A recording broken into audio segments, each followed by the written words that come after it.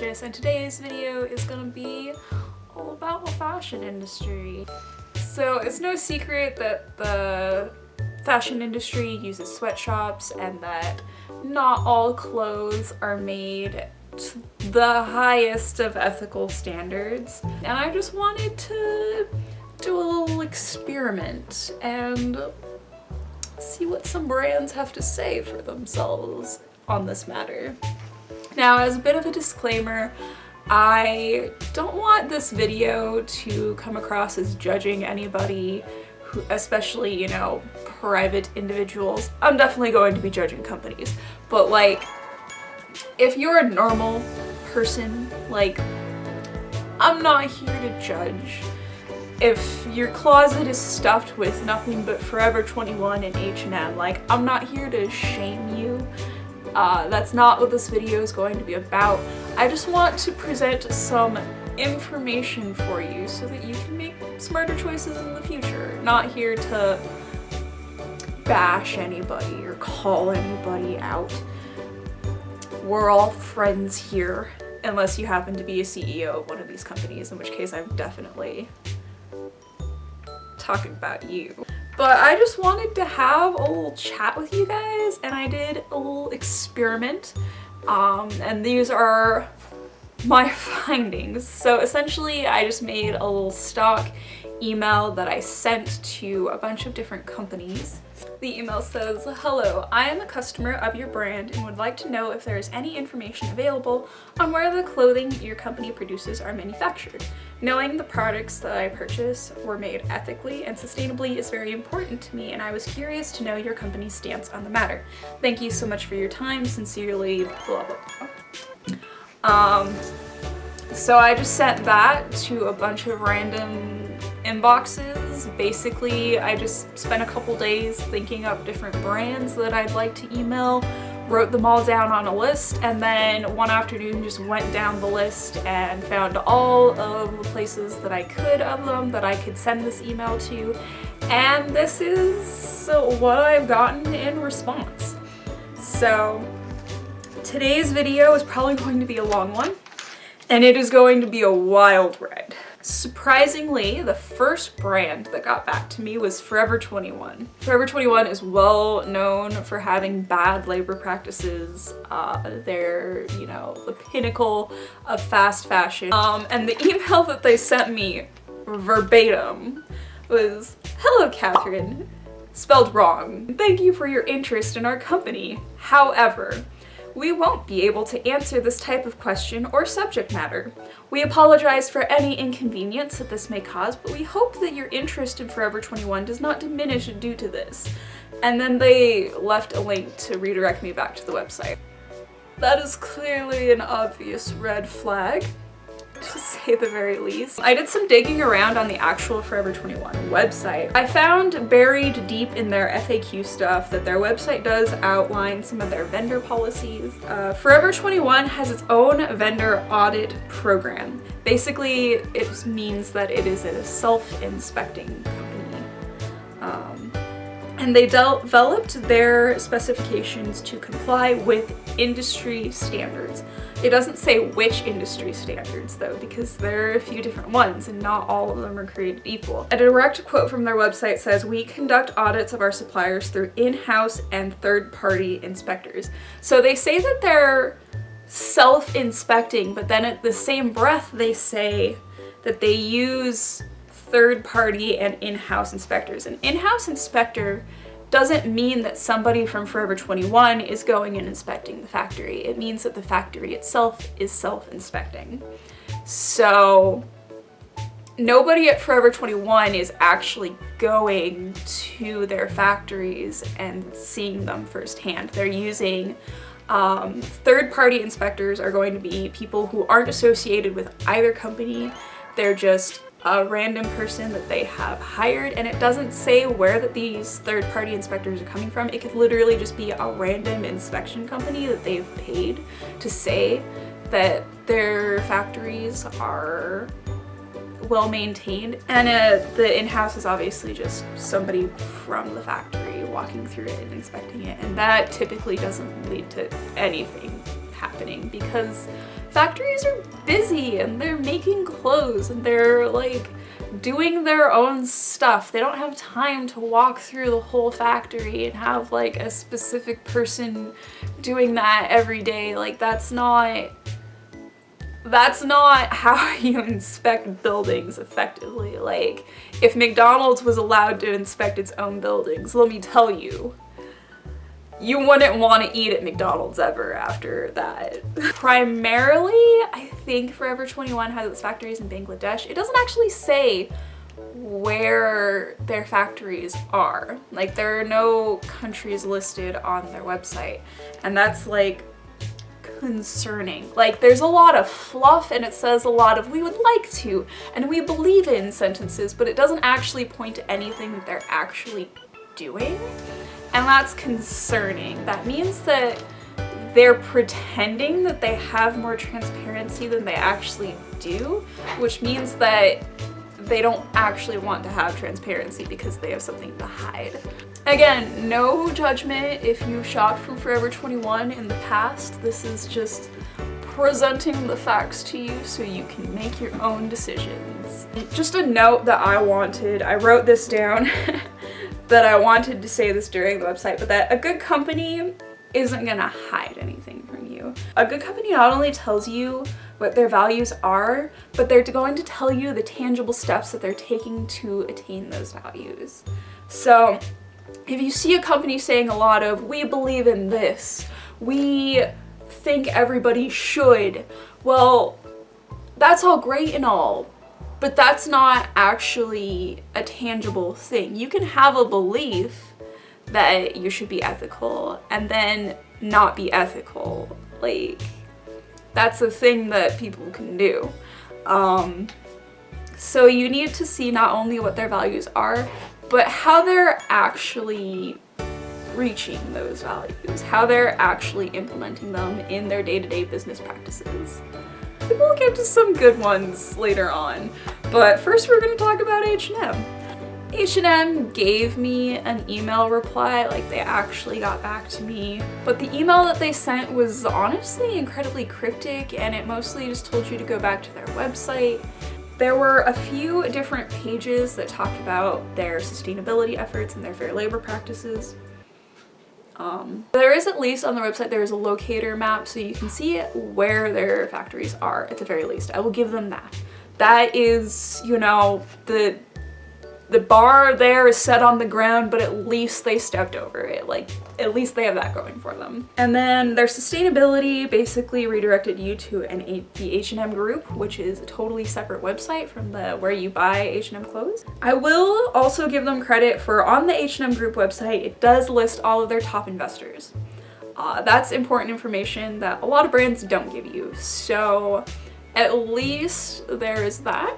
I will give them props for that. So they had a sustainability tab, which led to working conditions, which led to a sustainability commitment. At the bottom of the page, there was a PDF download. And I was like, oh my God, we're finally getting something like hard. Cause I wanted to give everybody the benefit of the doubt. I wanted to see what these brands actually had to say for themselves, even if I know that these brands like are doing terrible things, like Rana Plaza level terrible things. This ePDF was the H&M sustainability commitment, the entire thing. All 9 pages of it. My cashier safety contract was 30 pages, and the H&M safety contract is 9. And like, that's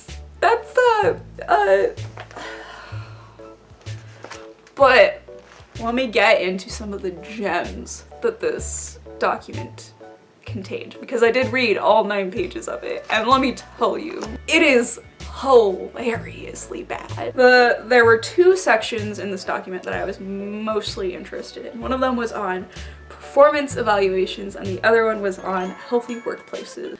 So in the performance evaluations, a literal quote is, "We expect our business partners to implement well-functioning management systems." That's it. That's all. That's the whole sentence. It doesn't say what those management systems should imply. It doesn't say what well-functioning means. It doesn't give any guidelines for what they expect that to entail. It just says, we expect our business partners to figure that out for themselves because we can trust them to do that because that's worked out so well for us in the past. Totally. It also says that they reserve the right to inspect facilities, but it offers no schedule on how often they should expect that to happen. Like, it could be once a year, it could be once a month, it could be once a decade. It gives no timetable. And basically what that means is that they're only going to inspect you if you're having bad PR for the company. That's basically what that means. It's like when a landlord says, we reserve the right to have a walkthrough. I've never had a landlord walk through my apartment, ever. Never has that happened. So I'm going to assume that the same is happening here at H&M. I think that's a safe assumption to make here. Or else they would say exactly how often they're going to inspect you. And then we get to healthy workplaces. The healthy workplaces was nothing but absolute fluff. There was no actual real guidelines of whatsoever. This gem, this absolute gem. No unsafe buildings. But then no clarification on what unsafe is. It doesn't talk about the use of respirators. It doesn't talk about dust masks. It doesn't talk about fire escapes, which has been a bit of a concern in H&M's past. It doesn't talk about sprinkler systems. It doesn't talk about anything. It doesn't even talk about fire extinguishers. There's nothing in this entire contract that demanded the presence of a fire extinguisher.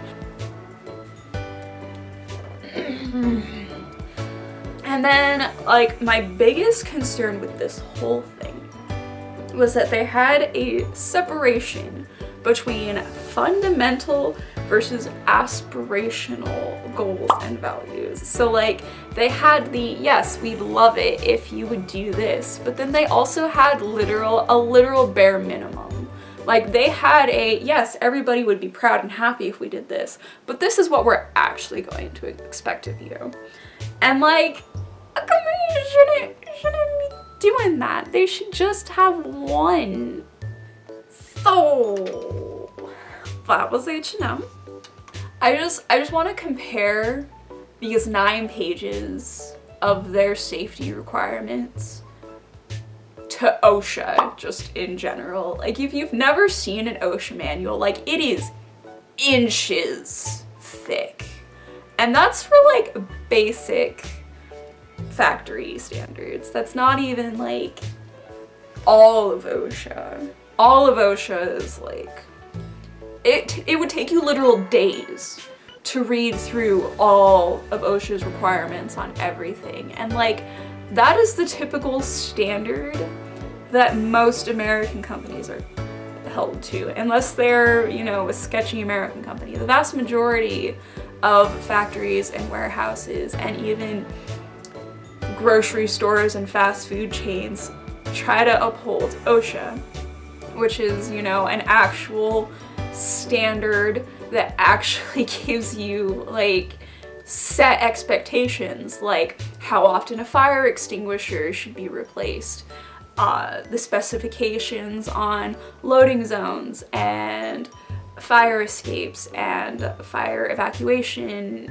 procedures and like safety equipment and personal protection equipment. Like, there is pages upon pages of just specifications on respirators in OSHA. So like, these standards already exist, so why aren't these companies trying to uphold them? Next up we have a smaller company. I think that's the end of the like big sad companies. The rest of these are going to be fairly small and benign. So we've made it through Suffertown. We made it. If you're still with me, I applaud you. So Killstar clothing was very easy to find on the website. I got a very immediate response from them. It says that most of its shops are in Asia, but that they are inspected by person from Killstar. That's what the email they sent me said. They sent me in the email where their shops are and that they personally inspect them. No one else so far has done that in the email. They did also leave a link back to their terms and conditions page.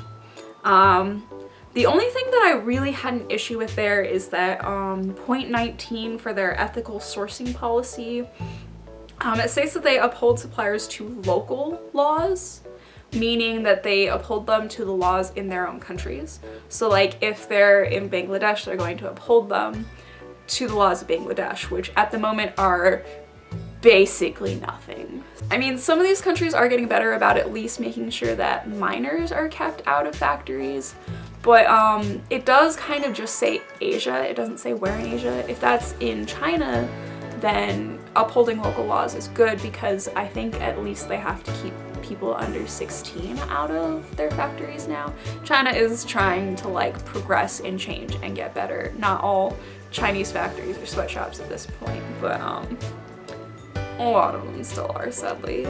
But at least I got that much information out of them, and they were willing to readily give it to me instead of making me literally jump through hoops and separate websites. Another note that I have written down here just as an important thing to point out is that you should focus not just on what a company is saying about itself, but specifically what it isn't saying about itself.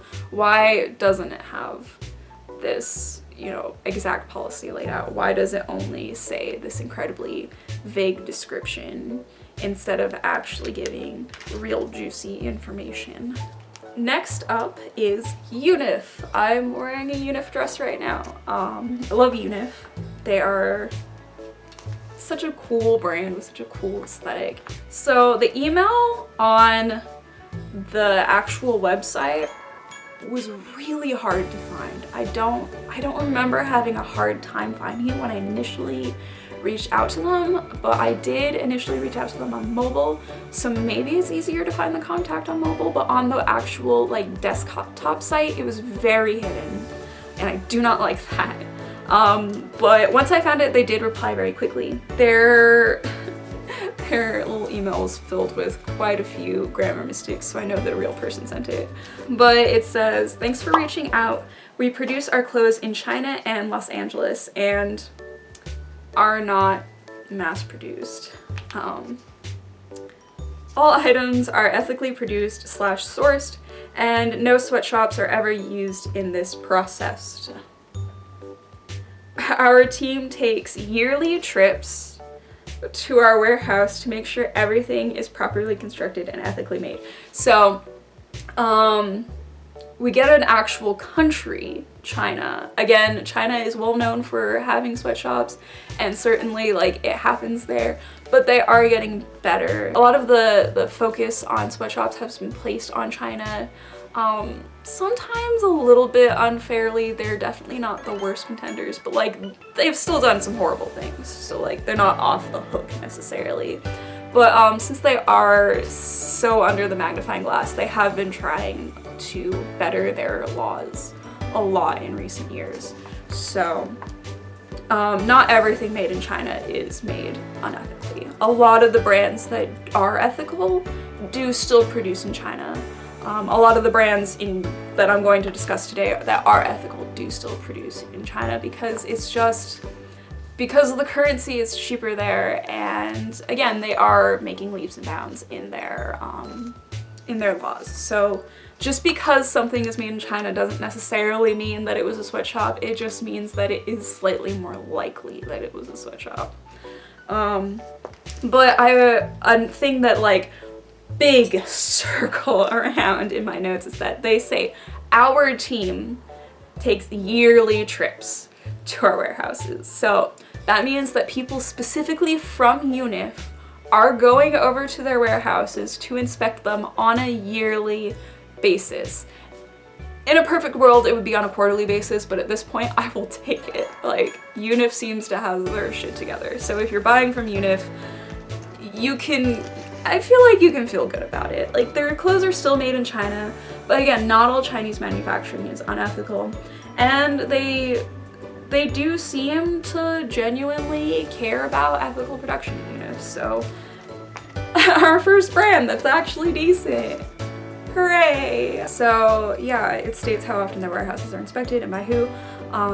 They didn't mention anything about their standards, but I'm guessing that they do have them if they are at least going and inspecting yearly, and that they are supplying that information readily with a real person and not an automated replied email. So I will give them their dues. I will give them an 8 out of 10. Next up is Lazy Oaf. Lazy Oaf has been exploding in popularity. I feel like I only first heard of Lazy Oaf like a couple years ago, and I have like one piece of theirs that I managed to get, but like in the last year their popularity has gotten so huge so quickly that like you can't.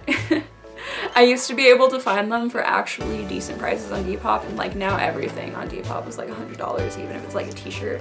So I don't know that many people that actually buy Lazy Oaf anymore, but since they're so popular and like basically just owning one of their pieces guarantees that you're going to become insta famous, I wanted to know about their ethical standards. There was no actual email on the website, which is disappointing, but they did have inter-website communication. I don't know what the correct term for that is, but it's like the little ask us a question box, and then you provide your information and you paste what you want in there, and then you hit send, and then like the magic of the website does it for you, but you don't actually get to interact with a real person.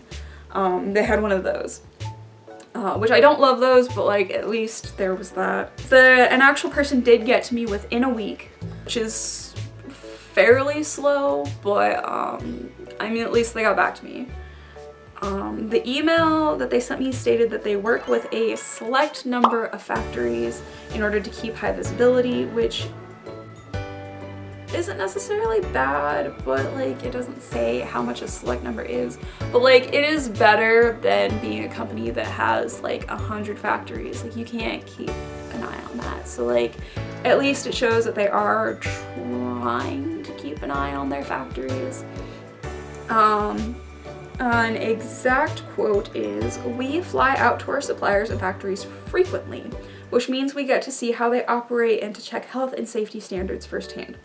So it does say that they themselves go to their factories, which is a good thing. It says frequently, but again, frequently can mean anything. I'm going to guess that it's either yearly or quarterly. I mean, if you hear frequently and you would suggest, oh, once a month, like, you know, standard inspection policies once a month. But, yeah, no, it probably means yearly. But again, at least that is happening. It does state, however, that they are committed to recyclable packaging. And they actually said in their email that they are making the transition to biodegradable bags, which is cool. So like at least they're trying to keep plastic waste down, which a lot of companies do have just aggressive packaging, and not all that packaging is always biodegradable. So like that is a good thing.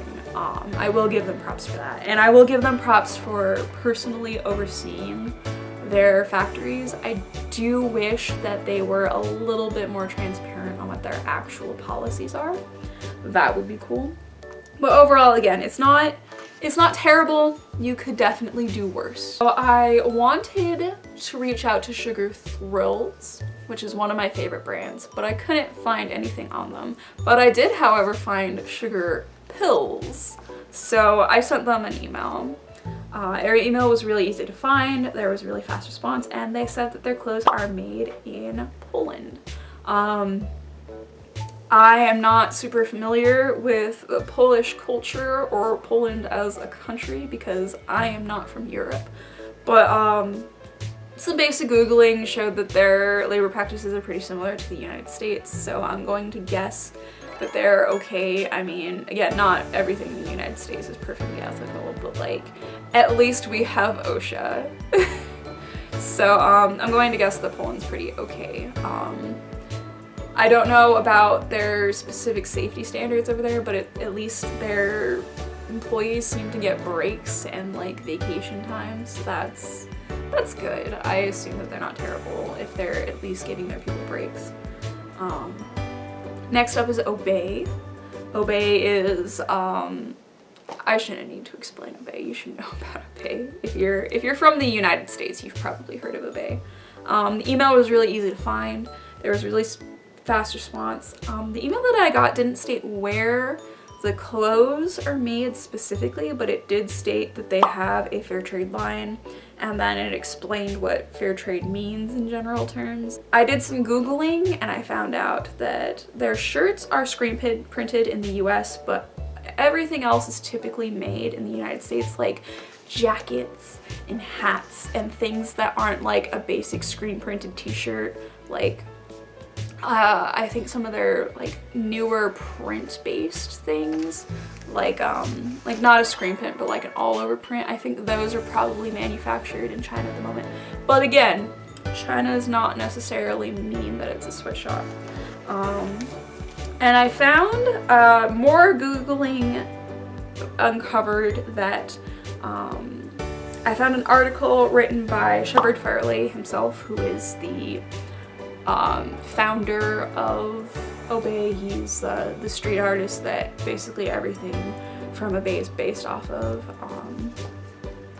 And he explained his viewpoint on their labor practices and why it is that they purchase from China, even though China does have a reputation for having bad labor practices.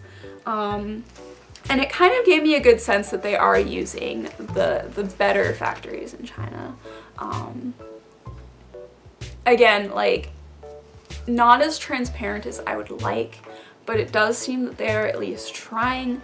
I couldn't really, like, the email didn't really give me a lot of specific information. It left a lot to be desired, which is why I had to Google the company on myself. And the point of this exercise was really to see what the companies would say if I asked them about it.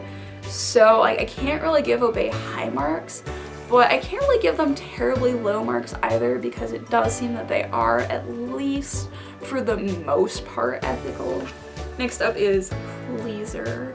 They are the parent brand of Demonia. If you have spent any time as a goth, you've heard of Demonia boots. They are like that classic, iconic goth vibe boot. Lots of people have these in their closet. The email was very easy to find, and it states that they manufacture in China with the majority in their company-owned factory, although a small percentage is produced in outside vendors. So they are claiming responsibility for their main factory, which is good, and also it does state that they primarily run through one factory, which is great because one factory means that it's very easy to maintain control of it. The outside vendors does really concern, because it says a small percentage, but it then doesn't say what that percentage is. And the term small can mean anything. It can mean 50%, it can mean 5%, it can mean anything. So that's kind of concerning. And also it is in China, but again, China can be, you know, either one. It could be really great or it could be really terrible. We don't know. And that's kind of like, that's kind of the name of the game here. We just don't know, do we? We have no way of knowing for sure with a lot of these companies, and that's kind of concerning. Like, why is it so hard to get information on where your clothes are made? Why? Next up, I sent an email to Dolls Kill, and I wanted to know about the Dolls Kill house brand, because I get the sense that it's probably not made ethically, but for some reason I only got a reply for Club X. I mean, the good news is that Club X is made in the USA, so that's nice. I have a few pieces by Club X, but they don't actually say where they're made on them, so that was concerning. But like, it's nice to know that I have been supporting this brand and that they are made in the US, so that's good. But like, I wanted to know where the house brand was made and I didn't get any response for it, so I'm just gonna assume that it's probably made in Bangladesh because that feels safe. So yeah, that is all of the brands that I got a response from. I sent a lot more emails than that, as you can imagine, but those are what I actually got as responses, and I hope this was enlightening for some of you. Again, I don't want to like judge anyone. You're not judged. I mean, I too have purchased from fast fashion in companies in the past. And you don't necessarily have to be a fast fashion brand to be using unsafe labor practices. That's kind of another thing I want to get at. Like, even, like, I'm pretty sure Dolce & Gabbana uses sweatshops, which is like, you know, they're charging multiple thousands of dollars for their pieces, and they're made in like terrible places. So like, why?